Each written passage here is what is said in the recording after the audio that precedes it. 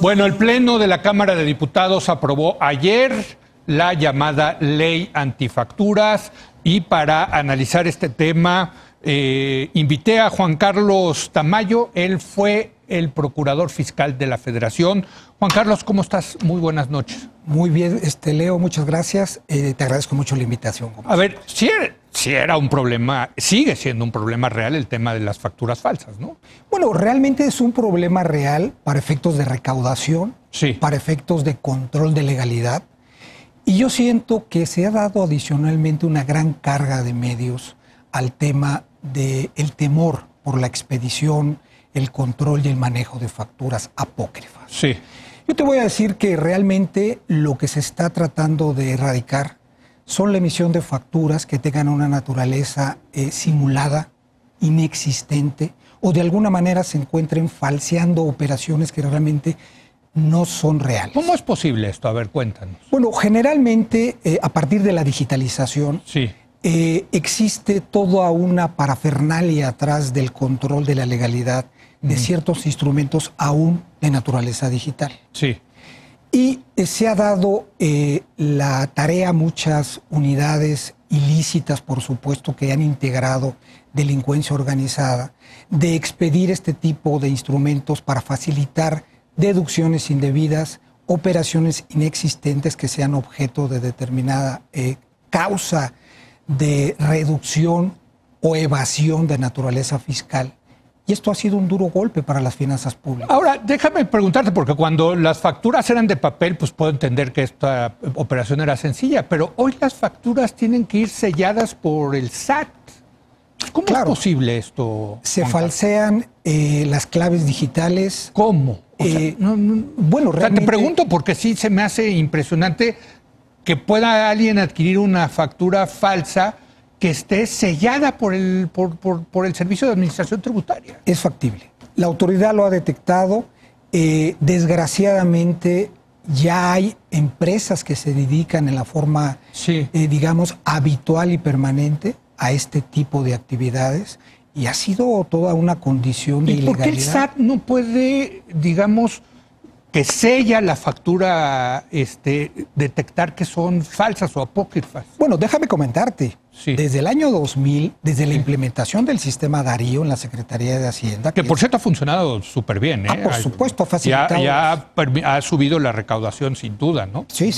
Ha sido un gran elemento que ha ayudado a la recaudación. Sí. Sin embargo, como todos los esquemas, incluso los digitales, estos tienen que llegar a tener un grado de perfectibilidad que hoy todavía se está buscando alcanzar, pero se requiere por parte de la autoridad de que existan elementos de legalidad, elementos contenidos en la ley para enfatizar todavía la penalización, para de alguna manera disuadir a quienes se dedican a este tipo de prácticas e incorporar este tipo de actividades incluso al nivel de delincuencia organizada. Entonces, en ese sentido, ¿cómo ves esta ley que ayer fue aprobada en la Cámara de Diputados?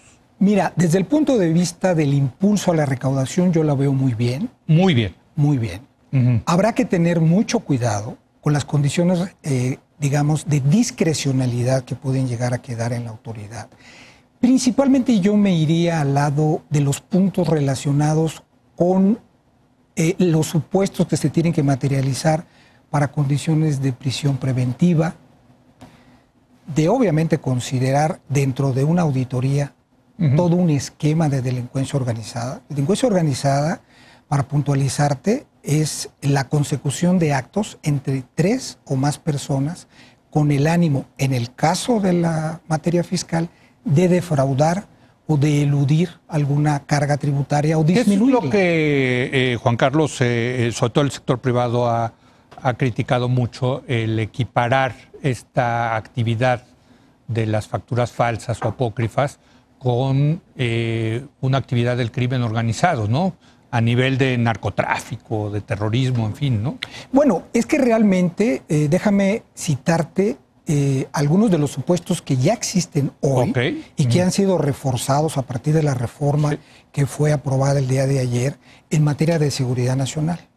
En materia de seguridad nacional existe un supuesto donde quien atente con la infraestructura o de alguna manera la invalide o la imposibilite para que se puedan generar condiciones que garanticen la proveeduría por parte del gobierno federal de bienes y de servicios, comete un atentado en contra de la seguridad nacional. Se agregó un supuesto que, si tú refieres al supuesto que acabo de mencionar, únicamente lo que hace es puntualizarlo cuando se refiere específicamente a la materia fiscal de actos ilícitos que sean atentatorios contra esta infraestructura del Estado. Y la recaudación lo es de alguna manera. Sí, bajo ese supuesto, desde luego que sí. Pero entonces, a ver, Juan Carlos, explícanos, ¿cómo va a operar esto? O sea, ¿se le va a acusar de delincuencia organizada al que vende la factura, al que la adquiere, a los dos, en fin, explícanos cómo es este asunto? Claro que sí. Mira, efectivamente hay una preocupación por el hecho de tener, si yo tuviera una factura, ¿soy un delincuente organizado? La respuesta es no. Quien tiene una actividad habitual en la economía, quien tiene por condición cumplir un objeto social cuando es empresa o realizar una actividad profesional o de servicios, realmente no tiene de qué preocuparse. Porque el que yo tenga una factura o una empresa llegue a tener una factura, no hace por esa condición el que sea apócrifa, el que yo esté vinculado con la emisión de esa factura. Digo, te lo comento porque yo he platicado con varios empresarios, muchos de ellos que tienen, pues que me dicen, oye, yo por mi negocio recibo miles de facturas al mes. Por supuesto. Yo no sé si me están clavando facturas apócrifas, ni tampoco es mi obligación tener que estar checándotelas. De ninguna manera, claro. Porque vienen hasta selladas por el SAT. Por supuesto. ¿no? Entonces, ¿qué le respondes a esos? Ahí hay que considerar lo siguiente. Para que una persona tenga una vinculación con una emisión de facturas, tendría que existir un acto que de alguna manera la vincule o le genere un nexo causal con la habitualidad o la permanencia en ese tipo de actividad. O sea, que lo haga consistentemente. Y la propia reforma lo dice. Cuando yo ocasionalmente cometo un ilícito por la gravedad que tenga esto, pero que no está vinculado con mi actividad normal, no existe en materia penal, y tú lo sabes, Leo, eres abogado, ni analogía, no soy abogado, ni mayoría de razón. Bueno, pero le entiendes muy bien a la ley. Sí, he estudiado. Ajá. Pero en materia penal no hay ni mayoría de razón, ni analogía, ni extensión adicional para el delito. Entonces no va... De ninguna manera.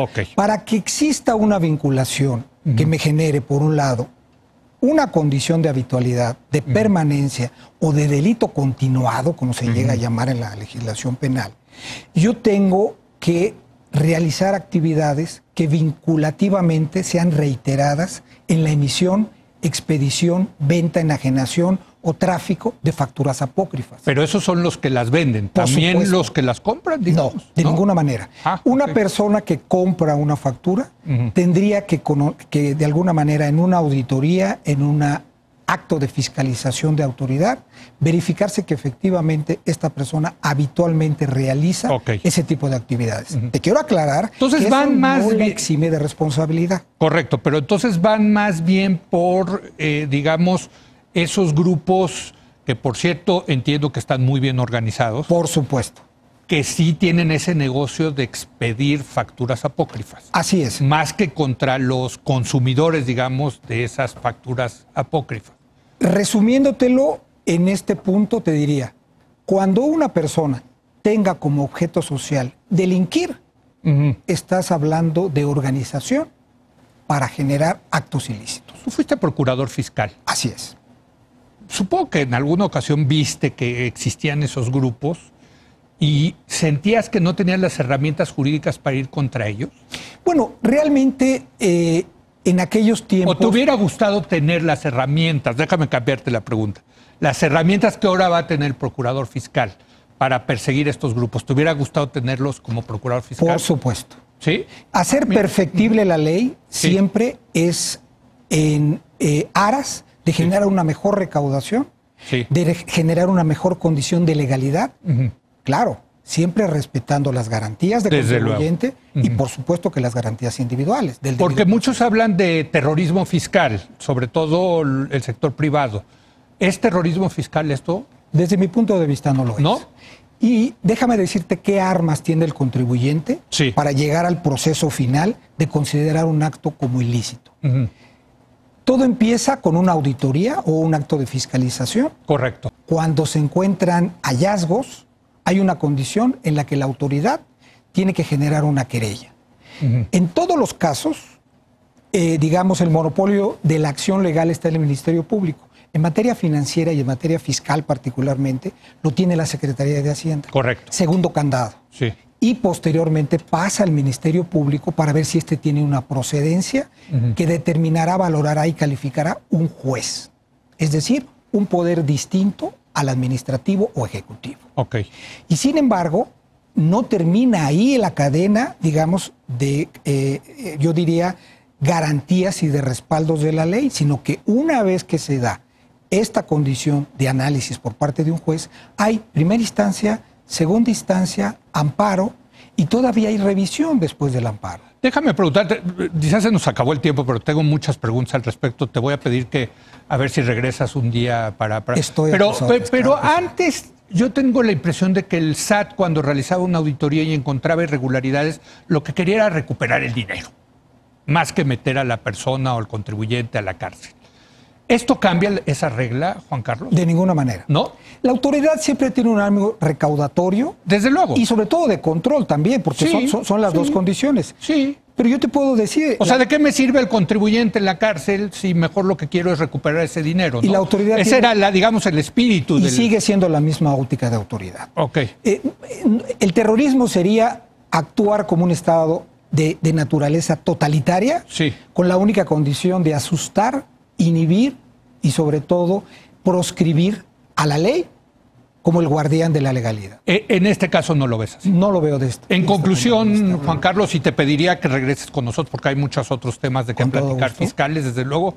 En conclusión, ¿te gusta? ¿Te satisface? Tú que trabajaste en gobiernos anteriores, no en esto, pero ¿te satisface esta ley antifacturas? Yo le daría el beneficio de la duda. Sí. Porque satisfacerme sería considerar que es una ley perfectible. Como todas. Como todas. Claro.